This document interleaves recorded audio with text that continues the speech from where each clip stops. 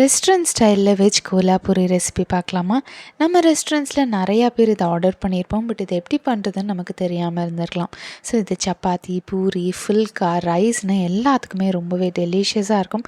First நம்ம எல்லா வெஜிடபிள்ஸையும் எண்ணெயில் கொஞ்சமாக விட்டு சாட்டே பண்ணி தனியாக வச்சுக்க போகிறோம். இதோட கட் பண்ண வெங்காயம், கேப்சிகம் எல்லாத்தையுமே ரோஸ்ட் பண்ணிக்கலாம். மசாலாக்கு பட்டை, ஏலக்காய், கிராம்பு, சீரகம், மல்லி, வரமிளகா, மிளகு எல்லாத்தையும் சேர்த்து வறுத்துட்டு இதிலேயே டெசிகேட்டட் கோகோனட்டும் கசகசாயும் சேர்த்து வறுத்து அரைச்சி தனியாக வச்சுக்கோங்க.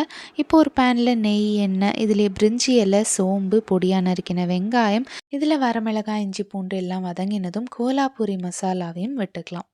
இதில் தக்காளியும் முந்திரி பருப்பையும் பியாரி பண்ணி சேர்த்துக்க போகிறோம். வரமிளகாத்தூள், உப்பு எல்லாம் சேர்ந்து பச்சை வாசனை போனதும் ரோஸ்ட் பண்ணி வச்சுருக்கிற வெஜிடபிள்ஸ், கொஞ்சம் பன்னீர், கரம் மசாலா, கசூரி மேத்தி, சுடு தண்ணி எல்லாம் சேர்த்து எண்ணெய் பிரிஞ்சு வரணும். சர்வ் பண்ணுங்கள். ரெஸ்டாரண்ட் ஸ்டைல் மசாலா தயார்.